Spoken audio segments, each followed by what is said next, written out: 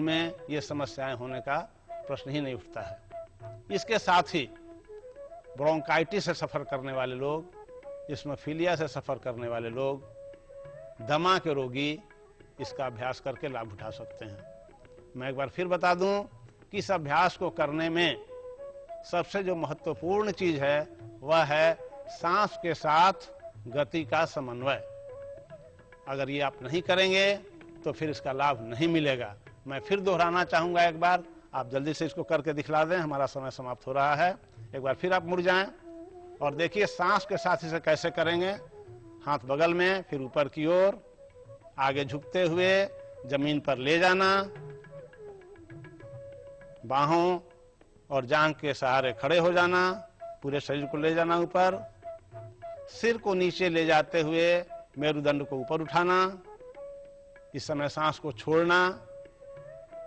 उल्टी क्रिया, सिर को ऊपर ले जाते समय सांस को लेना और मेरुदंड को नीचे करना। मौलिक बात यही है कि जितना अधिक से अधिक हो सके हमें मेरुदंड को ऊपर और नीचे मोड़ना चाहिए। चलो वापस आ जाओ। फिर प्रारंभिक स्थिति में इस अभ्यास को 5 से 10 बार करें रोज, और स्पाइन मेरुदंड से होने वाली सारी समस्याओं से आप मुक्त रहें। आज के योग बिहान में इतना ही। हम फिर मिलेंगे अगले अंक में। तब तक के लिए नमस्कार।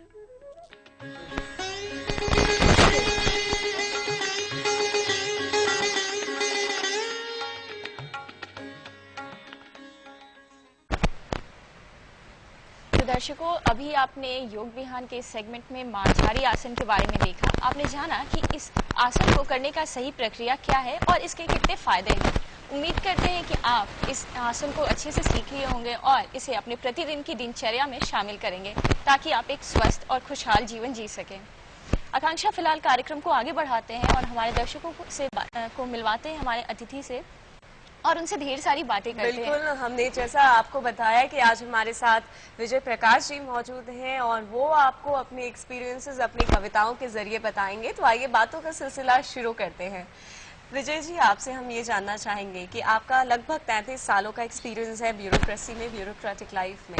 आपने उन सबको, अपनी जो एक्सपीरियंसेस है, आपने जो समाज को देखा, जो चीज़ें देखी, वो आपने अपने हॉबी, जो आपको कविताएं लिखने का शौक है, उसके जरिए आपने बताने की कोशिश की है। आप सबसे पहले जैसे एजुकेशन पे काफ़ी स्ट्रेस देते हैं, शिक्षा से जुड़ी बातें करते हैं, तो आप इस पे भी एक कविता लिख चुके हैं। हमारे दर्शकों को उसके बारे में बताएं। तो मैं ये बताना चाहूँगा कि कभी कभी लोगों को ये आश्चर्य होता है कि प्रशासनिक सेवा में रहकर आप कविताएं क्यों लिखते हैं। जी जी। तो मैं ये बताना चाहूँगा कि प्रशासनिक सेवा में रहकर हम लोगों ने यह अनुभव किया कि अगर हमें समाज में कोई बदलाव लाना है तो ये सिर्फ कानून से या फाइलों से नहीं हो सकता है। इसमें सामाजिक मनोविज्ञान को बदलने की जरूरत होती है। हमने एक एक्ट बनाया, जैसे अभी शिक्षा अधिकार अधिनियम बनाया, लेकिन क्या शिक्षा अधिकार अधिनियम यथेष्ट है? उसके लिए हमको समाज को बदलना होगा, समाज को तैयार करना होगा, इस अधिनियम का लाभ उठा सके। उसी प्रसंग में मैंने अनुभव किया कि अवंचितों की शिक्षा की हम बात करते हैं, पर क्या अवंचितों को शिक्षा के लिए हमने तैयार किया है? आखिर वो कौन सी मानसिक गांठें हैं जो ऐतिहासिक तौर पर लोगों के मस्तिष्क में बैठ गई हैं? और उसी संदर्भ में मैंने जब कहानियां पढ़ी तो एकलव्य की कहानी आई, जिन्हें शायद पढ़ने नहीं दिया गया, आगे नहीं बढ़ने दिया गया। उनके गुरु ने, द्रोणाचार्य ने उनके अंगूठा कटवा दिया। और इसका कितना असर पड़ता है मैं आपको बताना चाहूंगा कि अभी भी छत्तीसगढ़ इलाके में जो भील जातियां हैं, मध्य प्रदेश और छत्तीसगढ़ के इलाके में, वहां लोग अंगूठा से तीर नहीं चलाते हैं। अंगूठा रख करके ये उंगली है, 4 फिंगर और मिडिल फिंगर, इन दोनों के बीच से तीर चलाते हैं। आप उसका इतना अधिक असर पड़ता है समाज में। तो मैंने ये सोचा कि हम लोग क्यों नहीं समाज के मनोविज्ञान को बदलें, और उसमें कविता एक महत्वपूर्ण भूमिका निभाती है। और इसी संदर्भ में मैंने एक कविता लिखी, एकलव्य अब पढ़ जाएगा। आपको कविता सुनाना चाहूंगा। सजनों ने किया एक नया चमत्कार, सजनों ने किया एक नया चमत्कार, चारों तरफ होने लगी उनकी जय जयकार। अंग प्रत्यारोपण का हुआ इजाद, अभी जो ट्रांसप्लांट शुरू हुआ है जी। तो अंग प्रत्यारोपण का हुआ इजाद, खोए सपने की आई याद। अंग प्रत्यारोपण का हुआ इजाद, खोए सपने की आई याद। उठने लगी बस एक मांग, एकलव्य का अंगूठा जोड़ो, अंगूठा जोड़ो, अंगूठा जोड़ो। उठने लगी बस एक मांग, एकलव्य का अंगूठा जोड़ो, अंगूठा जोड़ो, अंगूठा जोड़ो। अब इसका समाज पर क्या असर हुआ देखिए। कई कान खड़े हो गए, कई कान खड़े हो गए, कई भौहें तनी, कई होंठ फड़फड़ाए। दौड़े चित्रकार, कलाकार, पत्रकार, आगे समाजसेवी, नेता, शिक्षक, प्रशासक। स्वर्ग में भी मचा हाहाकार, ठप्प हो गया सब व्यापार। अर्जुन द्रोण योग से भागे, कोई पीछे कोई आगे। एक ही चिंता सबको सताए, क्या होगा अब कौन बताए। होने लगी कानाफूसी, बैठने लगी गोष्ठियां, होने लगी कानाफूसी, बैठने लगी गोष्ठियां। सभी चिंतित, सभी परेशान। सोया शेर जग जाएगा, अब तो वह पढ़ जाएगा। सोया शेर जग जाएगा, अब तो वह पढ़ जाएगा। अंगूठा काट रह गया जो दानव, वह मानव अब बन जाएगा। अंगूठा काट रह गया जो दानव, वह मानव अब बन जाएगा। लोग सावधान हो गए, लोग सावधान हो गए। तर्क वितर्क प्रारंभ हो गया। प्रत्यारोपण श्रम साध्य है, व्यय साध्य है। प्रत्यारोपण श्रम साध्य है, व्यय साध्य है। प्रत्यारोपण रोको, प्रत्यारोपण रोको। प्रत्यारोपण श्रम साध्य है, व्यय साध्य है। प्रत्यारोपण रोको, प्रत्यारोपण रोको। बदले में स्कॉलरशिप दे दो, पेंशन दे दो, और नहीं आरक्षण दे दो। बदले में स्कॉलरशिप दे दो, पेंशन दे दो, और नहीं आरक्षण दे दो। प्रत्यारोपण रोको, प्रत्यारोपण रोको। अंगूठा जब जुड़ जाएगा, नया धनुर्धर बन जाएगा। अंगूठा जब जुड़ जाएगा, नया धनुर्धर बन जाएगा। सभी समीकरण उजड़ जाएगा, बना बनाया बिगड़ जाएगा। सभी समीकरण उजड़ जाएगा, बना बनाया बिगड़ जाएगा। एकलव्य अब जाग गया है, एकलव्य अब जाग गया है। अपनी क्षमता पहचान गया है।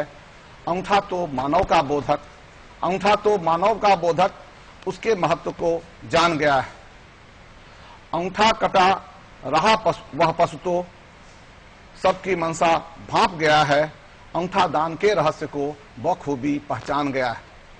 अंगूठा दान के रहस्य को बखूबी पहचान गया है। अंगूठा जुड़वाकर अब तो सभी कार्य वह कर पाएगा। दबी हुई सभी अभिलाषाएं अब तो वह साकार करेगा। दबी हुई सभी अभिलाषाएं वह तो अब साकार करेगा। सभी बाधाओं का वह पूरी तरह प्रतिकार करेगा। फुसलाने के सभी प्रयास को अब तो वह बेकार करेगा। फुसलाने के सभी प्रयास को अब तो वह बेकार करेगा। चाहे पुस्तक हो या धनुषा, चाहे पुस्तक हो या धनुषा, सब पर वह अधिकार करेगा। अंगूठा अब तो जुड़ जाएगा, एकलव्य अब पढ़ जाएगा। एकलव्य अब पढ़ जाएगा, एकलव्य अब पढ़ जाएगा। बहुत खूब, बहुत खूब। इसमें आपने बहुत सारी ऐसी बातों का जिक्र किया है जो शायद हम देखते हैं लेकिन हम इसे कह नहीं पाते, बता नहीं पाते। और भी समाज के जो हिस्से हैं वो उसमें क्या भूमिका निभाते हैं या उनके कैसे रिएक्शंस आते हैं, वो आपने बताया है। कुछ और भी आप इस कविता के बारे में हमारे दर्शकों को बताएं। नहीं, इस कविता क्या सोच के आपने इसके बारे में लिखा? वंचितों के साथ हुआ क्या है कि एक उनके जो उनकी क्षमताएं हैं, उनकी जो प्रतिभाएं हैं, उसको समाज ने स्वीकार नहीं किया और इसीलिए वो पढ़ नहीं पाए। और जैसे अगर देखें तो ज्ञान सभी तरफ से आता है। अब वंचितों का भी ज्ञान का स्रोत अलग है, लेकिन उस ज्ञान के स्रोत को हम स्वीकार नहीं करते। इसलिए द्रोणाचार्य ने शायद एकलव्य के इस ज्ञान को, जो कि उनके द्वारा सिखाया गया नहीं था, उसको उन्होंने स्वीकार नहीं किया। जी जी जी। खैर, इसकी चर्चा हम लोग और भी करेंगे। अगर आप कहें तो मैं एक और कविता सुनाऊं आपको। जी, मैं जब समाज कल्याण विभाग में था तो मैंने यह अनुभव किया कि महिलाएं के कल्याण के लिए हम लोग काम करते थे, हम लोगों ने यह अनुभव किया कि बहुत उपेक्षित महिलाएं हैं, बहुत पीड़िताएं हैं, बहुत के साथ बलात्कार हुआ है, लेकिन उनको हम समाज स्वीकार नहीं करता, यहां तक कि माँ बाप भी उसको घर से निकाल देते हैं। तो हम लोग के लिए बहुत बड़ी चिंता थी इस मानसिकता को कैसे बदलें, कैसे हम उनको अपना स्थान दिलाएं। तब मैंने एक कविता लिखी थी, पत्थर बनकर अब न रहूंगी। अच्छा, ये अहिल्या के साथ भी कुछ ऐसा ही हुआ था। इसलिए मैं इस रचना को उन सभी बहादुर महिलाओं को समर्पित करना चाहूंगा जो दुराचार से पीड़ित होकर जीवन में अस्तित्व के लिए संघर्ष कर रही हैं। इसमें संदर्भ अहिल्या का है, जिसने अपने पति गौतम को, उनके पति गौतम ऋषि बहुत बड़े ये ऋषि हुए हैं और बहुत विद्वान आदमी थे, उन्होंने ऐसा क्यों किया, उसने पत्र लिखा है और उस पत्र को मैं आपके सामने पढ़ना चाहूंगा। प्रियतम, कुशल हूं तुम्हारा, कुशल चाहती हूं, हमेशा तुम्हें सफल देखना चाहती हूं। यही सबकी आकांक्षा होती है, सभी महिला की। होगा तुम्हें आश्चर्य मेरा पत्र पाकर, छोड़ गए थे तुम तो मुझे बुत ही बनाकर। होगा तुम्हें आश्चर्य मेरा पत्र पाकर, छोड़ गए थे तुम तो मुझे बुत ही बनाकर। राम ने दिया मुझे जीने का संदेश, उन्होंने ही दिया जीवन का उपदेश। पढ़ना सीखा, लिखना सीखा, जीवन के लिए लड़ना सीखा। पढ़ना सीखा, लिखना सीखा, जीवन के लिए लड़ना सीखा। चाहती हूं अपना जीवन संवारना, अतीत के रहस्यों को समझना सुलझाना। प्रियतम, एक बात बतलाओगे, क्यों साथ दिया था तूने मुझे, क्यों प्रताड़ित किया था तूने मुझे। एक बात बतलाओगे, क्यों साथ दिया था तूने मुझे, क्यों प्रताड़ित किया था तूने मुझे। तुमने तो अग्नि को साक्षी रखकर वादा किया था आजीवन पोषण का, संरक्षण का, संवर्धन का। तुमने वादा किया था जन्म जन्मांतर तक संबंधों को बनाने का। तो फिर यह वादा क्यों तोड़ दिया तुमने। एक छोटी सी घटना से जन्म जन्मांतर के संबंधों को क्यों खत्म कर दिया। तुम तो ब्रह्मज्ञानी थे, पृथ्वी से आकाश तक सब कुछ जानते थे। तुम्हें मालूम था मेरे साथ छल हुआ है, तुम्हें मालूम था मेरे साथ छल हुआ है, तब फिर तुमने मुझे ही सजा क्यों दी। क्यों दी प्रियतम, क्यों दी। तुम तो ज्ञानी थे, विवेकी थे, न्याय की मूर्ति थे। बताओ, दुर्घटना में अंग भंग होने पर किसी को सजा दी जाती है। तब एक छली के प्रपंच से मैं क्यों अस्पृश्य हो गई। तुम्हें तो मेरे साथ संवेदना व्यक्त करनी चाहिए थी, तुम्हें तो मेरे साथ संवेदना व्यक्त करनी चाहिए थी, मेरे पक्ष में तुम्हें संघर्ष करना चाहिए था, पर तुमने तो मुझे ही सजा दे दी। क्यों प्रीतम, क्यों। क्या मैं अपवित्र हो गई थी। क्या तुम्हें मेरी निष्ठा पर शक हो गया था। क्या मैं अपवित्र हो गई थी। क्या तुम्हें मेरी निष्ठा पर शक हो गया था। मैं अपनी निष्ठा का और क्या प्रमाण दूं। उस दुराचारी को मेरे पास आने के लिए तुम्हारा वेश बनाना पड़ा। मैंने उसे अपने पास इसलिए आने दिया क्योंकि उसने तुम्हारा वेश धारण कर रखा था। थोड़ी भी आशंका होती तो मैं उस कलमुहे को मुंह जला देती। थोड़ी भी आशंका होती तो मैं उस कलमुहे का मुंह जला देती। इस छली में तुम्हें तो मेरी रक्षा करनी चाहिए थी। इस छली में तुम्हें तो मेरी रक्षा करनी चाहिए थी, पर तुम मुझ में ही खोट निकालने लगे। क्यों प्रीतम, क्यों। क्यों नहीं तुम उस व्यभिचारी के पीछे पड़े। क्यों नहीं उसकी सजा के लिए कार्रवाई की। वह निर्भीक घूमता रहा और मैं प्रताड़ित होती रही। तुमने मेरा त्याग क्यों किया। क्यों प्रीतम, क्यों। तुम्हें किस बात का डर था। लोक निंदा का, प्रतिष्ठा के हनन का। पर बताओ, अपनी पत्नी की सुरक्षा में किस बात की चिंता, किस बात का डर। सोचो, क्या यह वादा खिलाफी नहीं हुई। प्रियतम, तुम तो न्यायवादी हो।